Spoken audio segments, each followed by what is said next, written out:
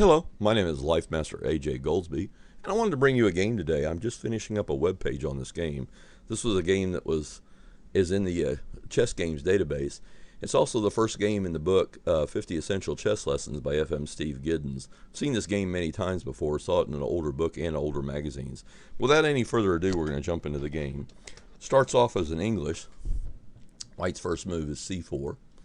A lot of masters play that, I think, when they're just trying to, force the game back into classical channels. E6, d4, d5, knight f3, knight f6, knight c3, knight bd7. And, oh, by the way, you can find this game on the Chess Games website, and I'm also making a web page for this game. The links for those will be found when this video is posted in the little box just below the video, which says Show More. So just click on that box if you're trying to find that game. Anyway, knight bd7. Black is playing a line. He's very obvious to me. He was an expert in the Cambridge Springs defense. He has a couple of games in an older book I found. And he played, apparently he was, one of his lines that he liked to play a lot was the Cambridge Springs defense. So the Cambridge Springs can be reached now for black if white plays bishop g5, c6, e3, queen a5. That would be the Cambridge Springs defense.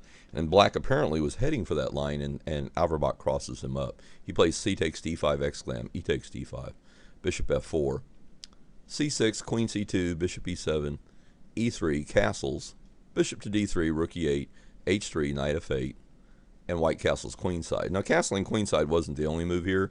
The engines give castling kingside for white with a slight advantage, but castling queenside here is a very effective strategy. And I had to learn the hard way. I used to play chess like this all the time when I was younger. And without too many long stories, I'll just briefly say that I would always lose the game by always 1 or 2 tempo. I would get close to my own opponent's king, but always wind up losing the game by just 1 or 2 tempo.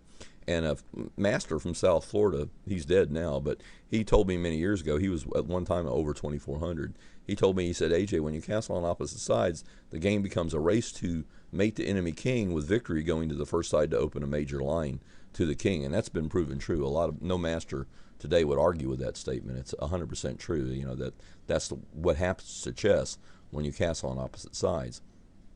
So this is the type of game that we have now, and I teach this game a lot when I'm teaching players about castling on opposite sides. So here, basically, the way you attack is by pawn storm. In this type of game, white will play g4, g5, and run his pawns up, say, to g5 and h5, and then try to play g6 and open up lines, major lines to the enemy king. Black will basically do the same thing on the queen side. So the die has been cast, and we're pretty much, obligated to attacking as quickly as possible. b5. Knight e5, exclam, that's attacking this free pawn on c6, forcing black to respond. Bishop b7, g4, a5, rdg1. Now, I want to say that if chess is like cocking a gun, then an edge has to go for white here. White has all of his pieces, I think, on very effective squares, very good squares. The knight on e5 is a very aggressive square, the bishop f4, this nice battery queen on c2 and bishop on d3 pointing at the black king side. This knight's only 2 moves away from getting to the action. All the other white pieces are pointed straight at squares in or around where the black king can be found. So I think white has to have a slight edge here, even though the engines evaluate this position as not that big of an edge for white. I would have to give white, if I was evaluating for, in a magazine or something, I would have to say at least a healthy plus over and equals for white. And, if you want to put it in numerical terms, say 35/100ths of a pawn. But, the engines maybe don't see it that way, but engines don't play chess. Chess is a game played between humans most of the time. No one plays engines anymore because they're just too hard to beat. Anyway, black continues on a4. Now, black's not doing badly here. His idea, if he's given enough time, is play queen a5, b4, b3, and black will rip open a lot of lines, on his attack. He'll have his attack going, and so he will be doing well. The only thing lacking about black's plan is that, he's not getting there quite as quickly as white. White plays g5, knight h5. Now, from what I could discover from my analysis, this move is actually an error. Black did this intentionally. He put his knight here to block the pawn storm, the coming pawn storm coming down the board. But it is nonetheless an error. And it's also possible, I had another master friend right after the Giddens book came out that said, hey, this game is the first book in the book 50 Essential Chess Lessons by Steve Giddens. And after that book came out, another master in South Florida told me he thought Averbach's game here was mostly the result of pregame preparation, and he gave a lot of reasons for that. And I can't really argue with him. I mean, I don't remember all the reasons he gave, but we don't know enough about the players or this game really to say one way or the other. So we can argue all we want. I mean, there's just not enough evidence indicating that this game was the game of pregame preparation. If it was, fine. If it wasn't, fine. There's really no way to know. But anyway, Black plays knight h5, hitting this bishop on f4. A lot of my students want to play something like bishop to h2. That's a very natural response. But again, you have to remember in chess that especially when you castle on opposite sides, it's a race, and that means it's he who gets there first with the most. And that's what this game is all about. And so Averbakh sacrifices a piece. I give that move 2 exclams. Bishop takes h7 check, double exclam. Knight takes h7, g6, f takes g6, queen takes g6. And now if we look at the position, yes, white's down a piece. He's down a piece for, he only has one pawn for a piece, but he's broken first to the black king. And black has a lot of problems. His bishop on b7 right now is nothing more than a tall pawn, completely out of play. His pieces here on the king side, he's got a hanging knight on h5. So basically, black is, he's got a lot of problems here. In fact, the engines show that white is winning. And black has another problem too. Obviously, like if knight takes f4, then just queen takes pawn, g7 mate. This knight really cannot move from its current post because it's the only defender of g7. So that's the other problem for black. Black continues on the only way he can. He has to play this move, knight at h7 to f6. Otherwise, he's mated or drops a piece for free. Queen f7 check, king h8. And now the next part of this game, very beautiful sacrifice by white. If we were writing a book on the middle game, then this next move could be classified under the section denuding the enemy king. In other words, a lot of times it's a very common idea when you're attacking is to rip away the pawn cover from an enemy's king. So that's what white does here. Rook takes g7, double exclam. Knight takes g7, rook g1, knight on f to h5. Just very briefly point out a couple of mistakes black can make here is obviously if knight h5, just knight g6 check there. That's knight gh5, then knight g6 mate. That shows the value of ripping away the pawn cover in front of the black king and why one of the reasons that white did this. And the other bad move here was that if rook g8 here, then just check, king h7, knight takes e7. White's already got his material back, and he's up at least a pawn or two. And, black's just dead lost here.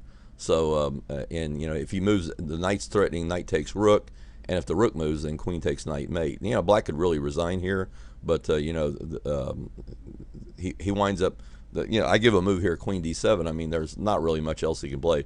Just to show this, because this was suggested by one of my students, it seems like a reasonable move. I mean, black's threatening to get his rook over into the game, and now if knight takes rook, this rook can take this knight. Well, actually, you can't play knight takes rook now because of queen takes queen, the white queen would be hanging. So queen d7 is kind of a trappy little move. It's an interesting little move. But white simply plays queen g6 check, king h8, queen h6, knight h7 force, knight g6 checkmate. And everything else loses for white. If you don't believe me, just fire up any engine and you'll see for yourself. But anyway, here in this after rook g1, black plays knight hf5. That was really the only move for here. And now white has, a very nice move, just rook g6. And here's the beauty of, again, that forcing the king in the quarter into the corner and ripping away the pawn cover. White threatens rook h6 checkmate, and the only way to stop that is for black to give up his queen. So queen d6, rook takes d6, bishop takes d6, knight g6 check, king h7, bishop takes d6. Black's busted, and you check it with any engine, you'll find out this is true. And basically, if black wanted to, he could resign here. He plays a nice move, rook e6. At least this is a try. It's forking two pieces, forking the knight on g6 and the bishop on d6. Knight f8 check. Now, obviously, black has to take this. Otherwise, he drops a whole rook on e8 because white will capture on e6 rather. White will capture twice on its square. So rook takes, bishop takes, rook f6, and now one more good move, queen e7 exclam, and black resigns. White's has double threats. His threats are queen takes bishop for free. Well, actually, first bishop takes knight, and then bishop. This knight can't move because it's pinned to the king. So white's threat is bishop takes knight, knight takes bishop, queen takes rook. Even if black plays, say, rook takes pawn, white still plays bishop takes g7, and knight takes, and then queen takes bishop on b7, and then basically the material balance will be there that white has a queen versus a rook, and obviously that's just completely resignable. There's no reason at all to play that out. And anyway, black goes ahead and throws in the towel here. He could play on a few more moves if he wanted to be persistent, but sooner or later, you know, white should be able to win this without any problem. That concludes my video. Thank you for watching my video. I hope if you like my videos, you'll make a donation to my PayPal, and the instructions for doing this, and also the link for my new webpage on this game, and also the link for this page so you can replay this game on the Chess Games website will be found in the little box that says show more just below the video. Thank you for watching the video and have a great day.